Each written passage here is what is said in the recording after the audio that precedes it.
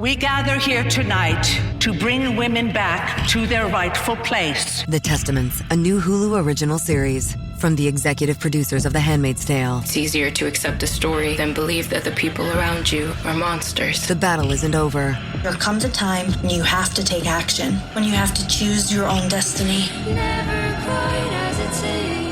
Watch the new Hulu original series, The Testaments, streaming on Hulu and Hulu on Disney Plus for bundle subscribers. Terms apply. El imperio más poderoso de la historia juró exterminarlos.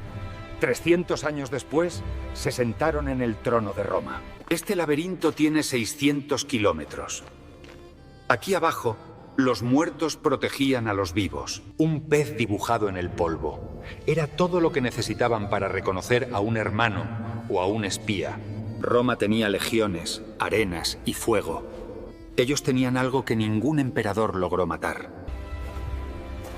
Esta es la historia de cómo los perseguidos conquistaron el imperio que juró destruirlos. Hubo un momento en la historia en que ser cristiano era un crimen capital castigado con la muerte en la arena. Tus ancestros en la fe fueron cazados como terroristas, quemados vivos como antorchas humanas para iluminar jardines imperiales. Pero 300 años después, contra toda lógica militar y política, no solo sobrevivieron, conquistaron el trono del imperio que juró exterminarlos. Esta es la historia de cómo lo lograron. Para entender el origen de esta persecución, necesitas retroceder en el tiempo hasta una noche sofocante de julio del año 64 después de Cristo. Estamos en el corazón de Roma, la ciudad más poderosa del planeta. El aire está pesado, con olor a madera vieja y sudor de 1 millón de habitantes viviendo apretados en callejones estrechos. En este escenario, el cristianismo era prácticamente invisible.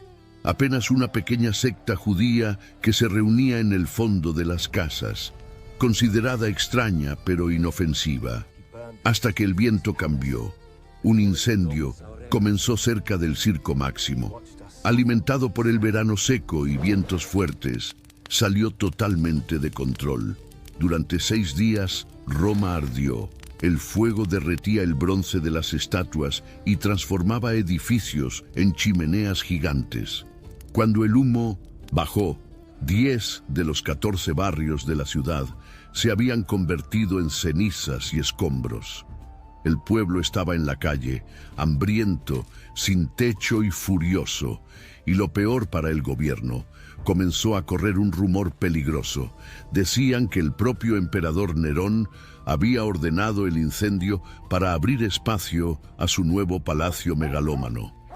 Nerón, que según algunos relatos históricos ni siquiera estaba en la ciudad cuando comenzó el fuego, percibió el peligro. Si no encontraba un culpable rápido, la multitud voltearía su furia contra él. Necesitaba un chivo expiatorio, un grupo aislado que nadie defendería. Los cristianos, que ya eran vistos con extrañeza por rechazar los festivales y dioses romanos, fueron el blanco perfecto. Nerón señaló con el dedo y transformó a esta minoría religiosa en terroristas de estado de la noche a la mañana. Pero el emperador cometió un error de cálculo brutal. No quería solo ejecutarlos, quería transformar su muerte en espectáculo político. El historiador Tácito relata que cristianos fueron cubiertos con pieles de animales para ser despedazados por perros. Otros fueron usados como antorchas humanas para iluminar los jardines imperiales durante fiestas nocturnas. La violencia fue tan exagerada, tan sádica, que el efecto salió por la culata. En vez de aplaudir la justicia, el pueblo romano sintió náuseas.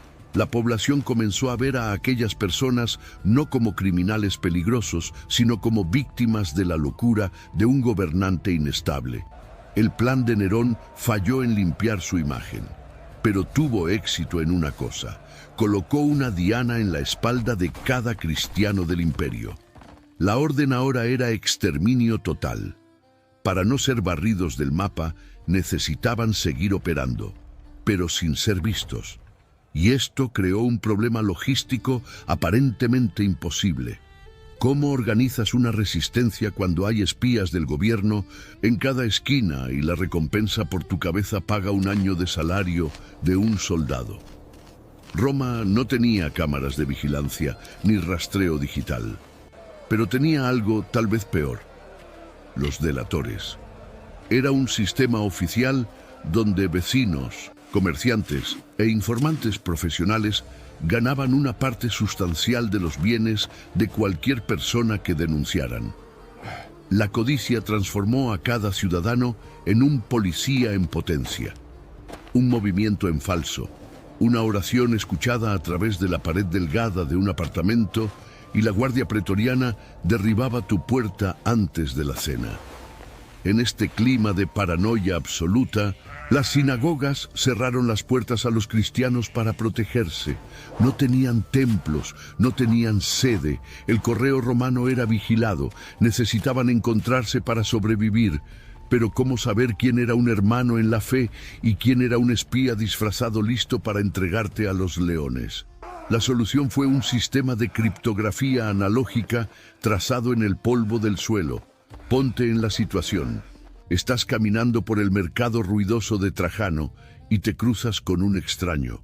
Uno de ellos casualmente dibuja un arco simple en la tierra con la punta de la sandalia. Si el otro es un soldado o un pagano, pensará que es solo un movimiento sin sentido, un tic nervioso o juego de niño. Pero si el otro es cristiano, completa el dibujo con el arco opuesto, formando la figura de un pez. Este símbolo, el ichthys, funcionaba como una contraseña militar de reconocimiento. Las letras de la palabra pez en griego formaban el acrónimo para Jesucristo, Hijo de Dios, Salvador. La genialidad no estaba en la teología, estaba en la seguridad operacional. El dibujo podía ser borrado con un simple arrastre de pie en menos de un segundo, sin dejar pruebas físicas.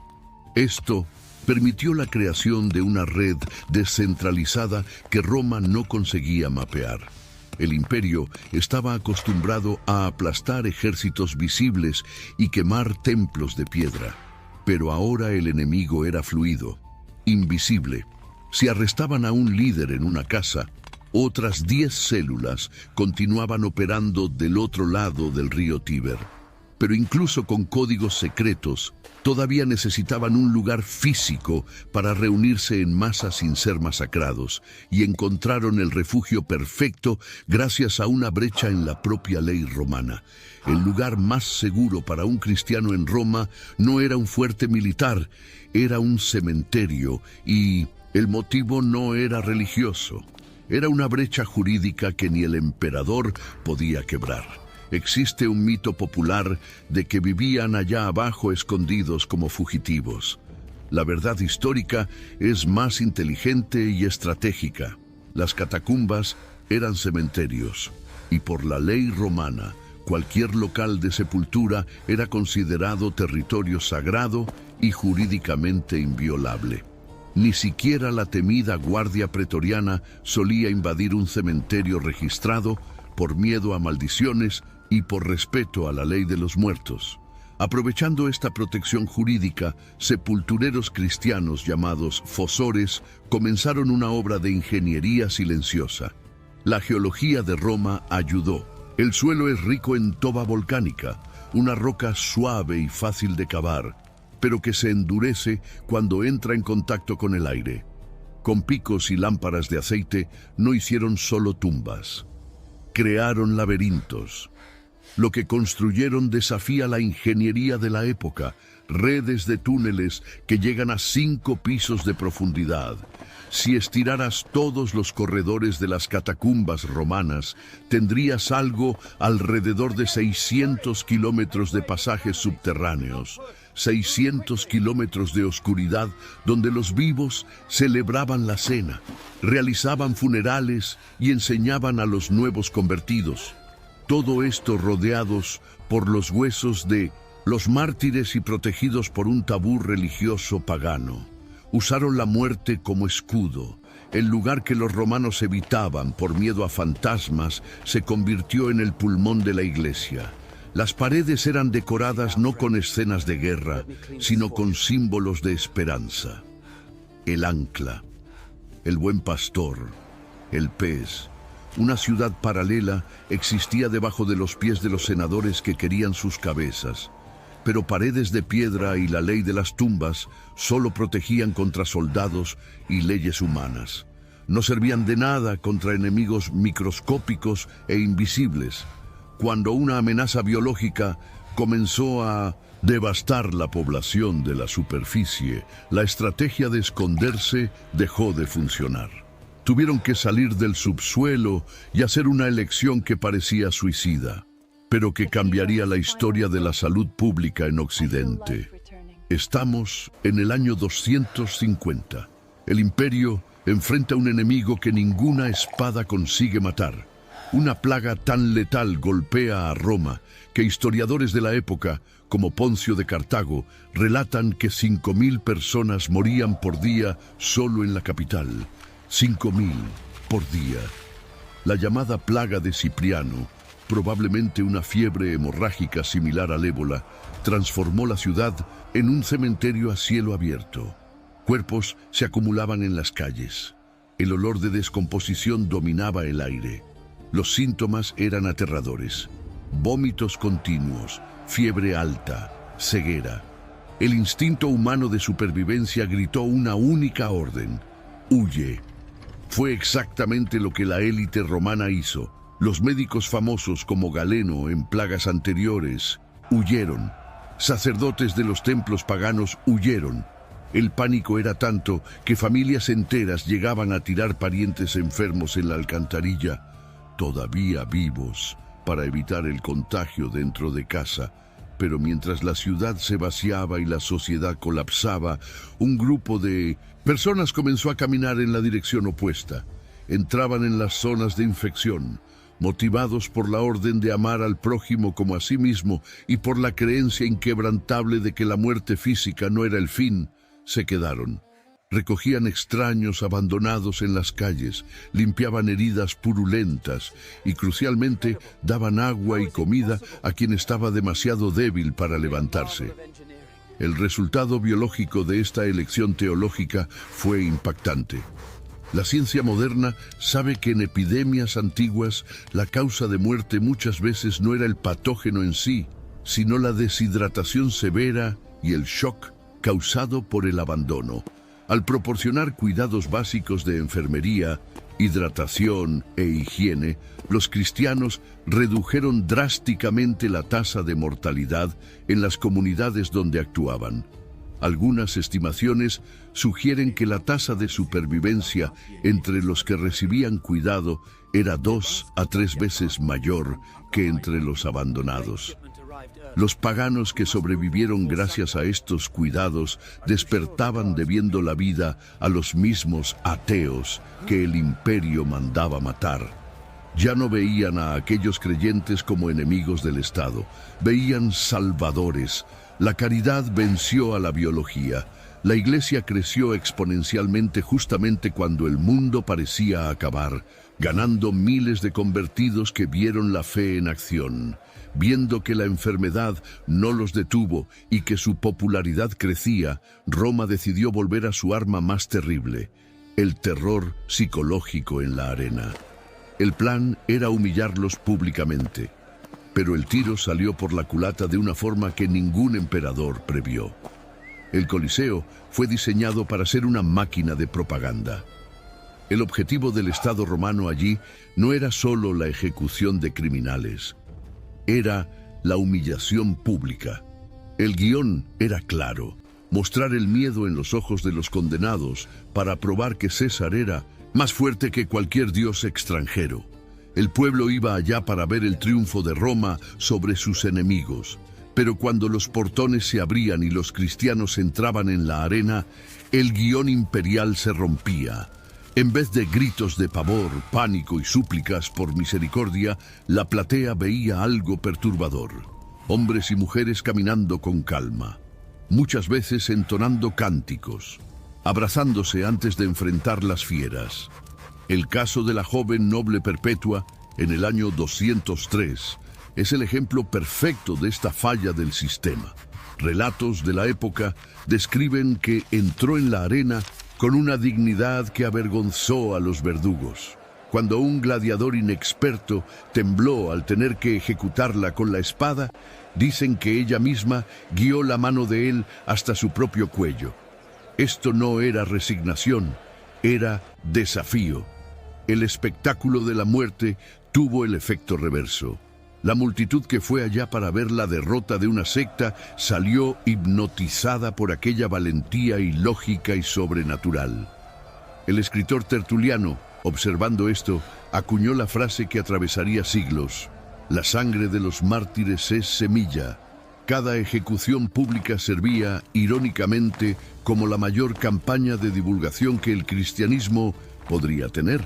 Las personas en las gradas volvían a casa preguntándose qué tipo de fuerza o certeza hace que alguien encare leones y espadas sonriendo. La violencia física falló en quebrar su espíritu. Peor, estaba creando simpatía. La élite romana, frustrada, percibió que necesitaba cambiar el campo de batalla. Si no podían vencer por el miedo o por la muerte, intentarían destruir la base moral del movimiento. Fue así que comenzó lo que puede ser considerada la primera campaña organizada de noticias falsas de la historia, diseñada para hacer el cristianismo repugnante para el ciudadano común. Si pararas a un ciudadano romano medio en la calle en el siglo I y preguntaras qué sabía sobre los cristianos, la respuesta sería grotesca. Probablemente escupiría en el suelo y diría que eran monstruos que comían bebés en rituales secretos, cometían incesto con familiares y, irónicamente, eran ateos. La sociedad romana funcionaba a base de honor público y dignitas, y la reputación de la Iglesia estaba en el lodo. Estos rumores no nacieron de la nada. Eran distorsiones maliciosas y calculadas de los rituales cristianos hechos a puertas cerradas.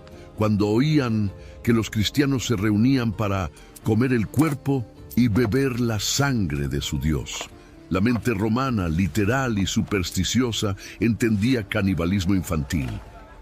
Cuando oían que se llamaban hermanos y hermanas y cambiaban el beso de la paz, el chisme en las calles transformaba esto en orgías incestuosas. Y como se negaban a doblar la rodilla ante las estatuas visibles de los dioses y del emperador, recibieron la etiqueta de ateos, enemigos del orden divino que protegía el imperio. El silencio ante estas acusaciones dejó de funcionar. El liderazgo cristiano percibió que dejar al pueblo creer que eran criminales morales justificaba la violencia del Estado. Entonces, surgió una nueva clase de combatientes. No usaban escudos, usaban argumentos y plumas.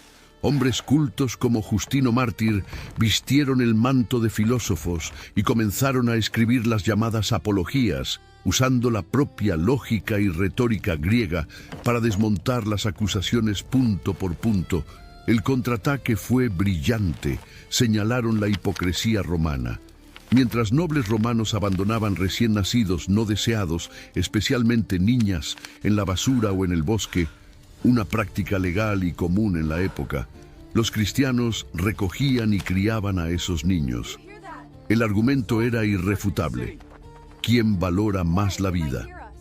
¿Quiénes son los verdaderos monstruos? Poco a poco, la élite intelectual fue forzada a admitir que aquellos rebeldes eran en realidad los ciudadanos más éticos del imperio. Consiguieron limpiar el nombre de la comunidad, pero esta victoria de relaciones públicas trajo un problema logístico gigante. Con la reputación restaurada, el número de convertidos explotó. Venían miles de viudas, huérfanos y desempleados. Sin acceso al dinero público, la Iglesia corría el riesgo de quebrar. Necesitaron inventar un sistema económico revolucionario para no morir de hambre. Roma tenía los mejores ejércitos del mundo conocido, carreteras de piedra que durarían milenios, acueductos que desafiaban la gravedad.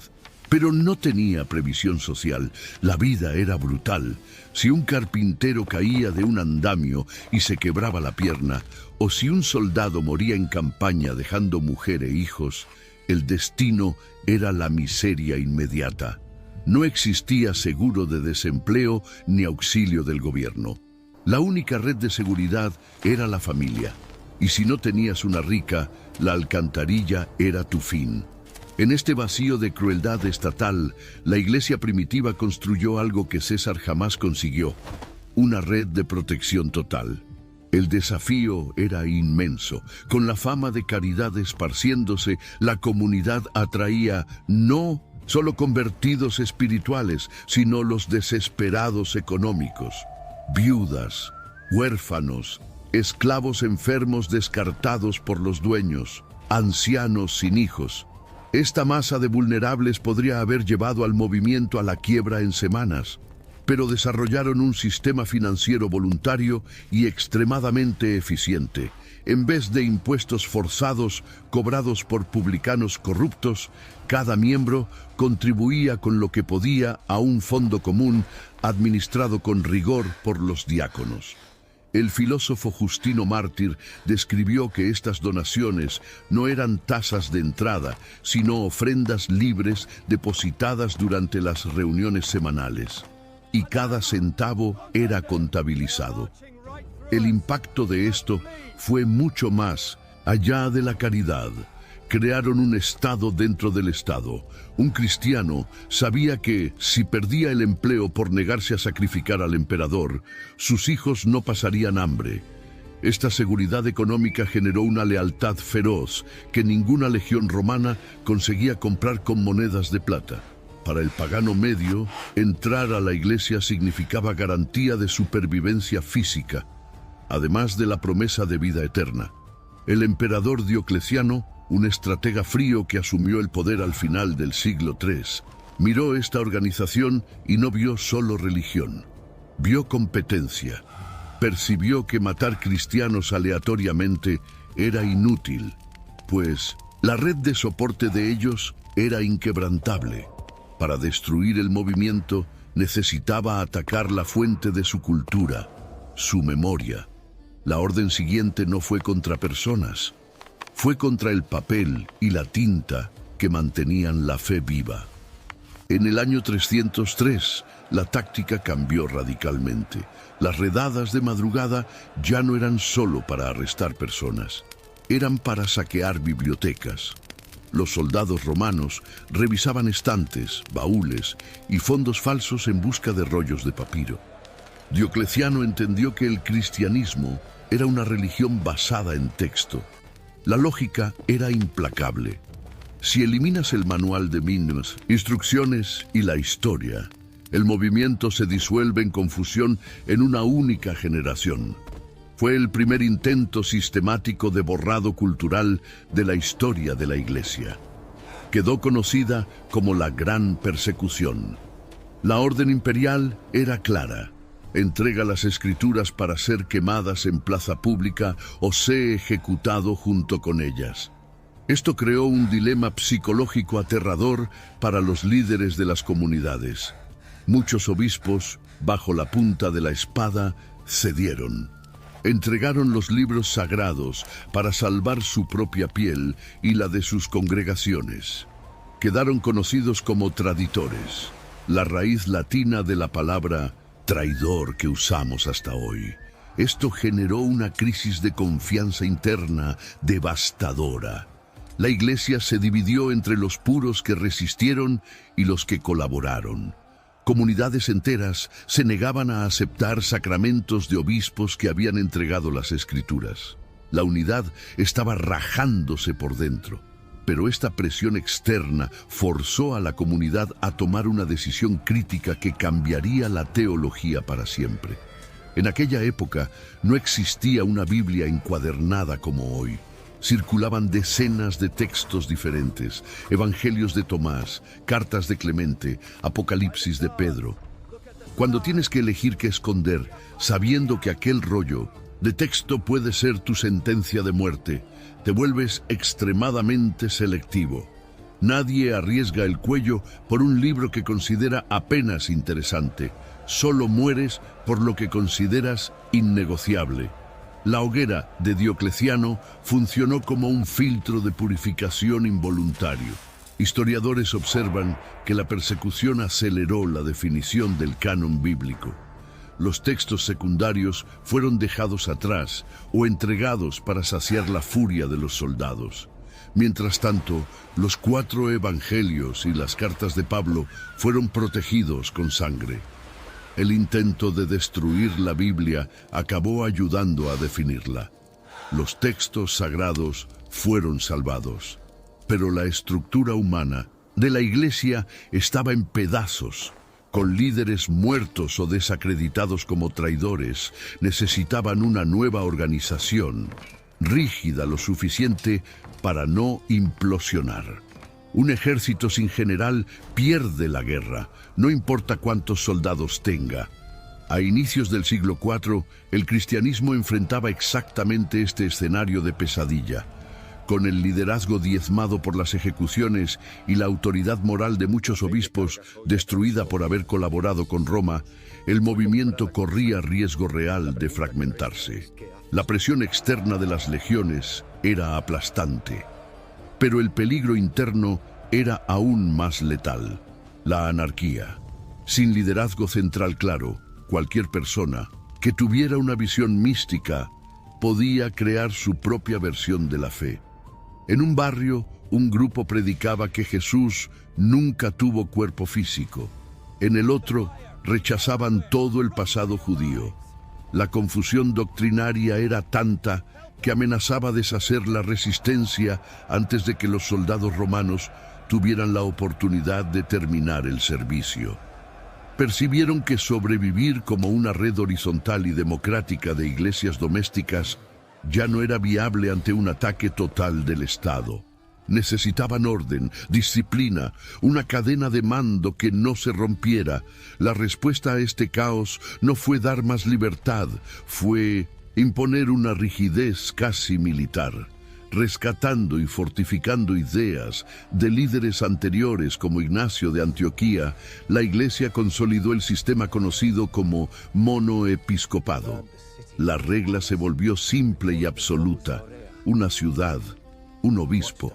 Se acabó la autonomía de los pequeños grupos aislados. Ahora cada cristiano respondía a un presbítero, que respondía directamente a un obispo, que detentaba la autoridad final sobre la doctrina y las finanzas de aquella región. Esta reorganización transformó la comunidad de fe en una institución robusta, reflejando la propia eficiencia administrativa romana. Si un líder era arrestado, la línea de sucesión ya estaba lista. Esta centralización permitió que la comunicación fluyera rápido y que las divisiones fueran cortadas de raíz. Resistieron por 300 años a todo lo que el imperio lanzó contra ellos: fuego, leones, difamación, plagas, intento de borrar su memoria. La comunidad estaba exhausta, pero continuaba de pie. Nadie, absolutamente nadie, esperaba que esta guerra secular acabara de la noche a la mañana. No por causa de una revuelta cristiana, sino por causa de un sueño extraño que un general pagano tuvo en la víspera de una batalla. La victoria final no llegó a través de una rebelión armada de los cristianos. Llegó por las manos de un general romano ambicioso y desesperado. Estamos en las márgenes lodosas del río Tíber, en octubre del año 312. El emperador Constantino estaba a punto de enfrentar una batalla decisiva en el puente Milvio contra su rival Magencio. Era todo o nada por el control del occidente, y las chances no estaban a su favor. Relatos posteriores, popularizados por Eusebio, dicen que Constantino tuvo una visión. Al mirar al cielo, vio una cruz de luz y oyó la frase: «Con este signo vencerás». Aquella noche, sea por fe genuina o por un cálculo político brillante para motivar sus tropas con un nuevo poder divino, ordenó que sus soldados pintaran un símbolo cristiano, el chirró, en sus escudos. Al día siguiente, contra todas las probabilidades militares, la caballería de Constantino rompió las líneas enemigas. Venció. En el año siguiente, 313, Constantino firmó el Edicto de Milán. Con una simple firma, la persecución que duró siglos acabó. Las prisiones fueron abiertas, las propiedades devueltas. El cristianismo dejó de ser crimen. Parece un milagro divino clásico, pero si miras con frialdad política, verás otra capa. Constantino no era ingenuo. Percibió algo que sus antecesores ignoraron. El viejo imperio pagano se estaba despedazando moral y socialmente, mientras la Iglesia, con su jerarquía rígida y red de caridad, era la organización más sólida que restaba en el mundo antiguo. Eczema is unpredictable, but you can flare less with Ebglyss, a once-monthly treatment for moderate to severe eczema. After an initial 4-month or longer dosing phase, about 4 in 10 people taking Ebglyss achieved itch relief and clear or almost clear skin at 16 weeks. And most of those people maintain skin that's still more clear at 1 year with monthly dosing. Ebglyss, lebrikizumab LBKZ, a 250 mg per 2 milliliter injection, is a prescription medicine used to treat adults and children 12 years of age and older who weigh at least 88 pounds or 40 kilograms with moderate to severe eczema, also called atopic dermatitis, that is not well controlled with prescription therapies used on the skin or topicals, or who cannot use topical therapies. Ebglyss can be used with or without topical corticosteroids. Don't use if you're allergic to Ebglyss. Allergic reactions can occur that can be severe. Eye problems can occur. Tell your doctor if you have new or worsening eye problems. You should not receive a live vaccine when treated with Ebglyss. Before starting Ebglyss, tell your doctor if you have a parasitic infection. Ask your doctor about Ebglyss and visit ebglyss.lilly.com or call 1-800-LILY-RX or 1-800-545-5979. Esta alianza no fue solo espiritual. Fue una jugada de supervivencia para el propio Estado romano. El emperador necesitaba una cola social para mantener el imperio unido, y el cristianismo ofrecía exactamente eso. La religión que comenzó con pescadores analfabetos y sobrevivió en catacumbas oscuras, acabó en el trono de los Césares. Vencieron a Roma no destruyendo la ciudad, sino ocupándola por dentro. Se infiltraron en cada capa de la sociedad hasta volverse indispensables. Donde Roma ofrecía miedo, ellos ofrecían esperanza. Donde el Estado ofrecía muerte en la arena, ellos ofrecían propósito. Fue la victoria de la resistencia pacífica sobre la fuerza bruta. 300 años, 10 emperadores, miles de mártires. Y al final, la cruz que Roma usó para humillar criminales estaba estampada en los escudos del propio ejército imperial. Jesús había dicho a sus discípulos: las puertas del infierno no prevalecerán contra ella. Parecía promesa imposible cuando Pedro fue crucificado de cabeza para abajo en aquella misma ciudad. Parecía delirio cuando Nerón transformaba cristianos en antorchas humanas. Parecía locura cuando Diocleciano quemaba las escrituras en plaza pública. Pero la promesa se cumplió. No porque tenían ejércitos, no porque tenían poder político, sino porque cargaban algo que Roma, con todas sus legiones, no conseguía matar. Una esperanza que sobrevivía a la propia muerte. La fe que cargas hoy atravesó hogueras, arenas y siglos. Fue comprada con sangre. La pregunta que resta es: ¿qué haces con una herencia como... Tires matter. They're the only part of your vehicle that touches the road. Tread confidently with new tires from Tire Rack. Whether you're looking for expert recommendations or know exactly what you want, Tire Rack makes it easy. Fast, free shipping, free road hazard protection, and convenient installation options. Go to TireRack.com to see tire test results, tire ratings, and consumer reviews, and be sure to check out all the special offers. TireRack.com, the way tire buying should be. Como esta?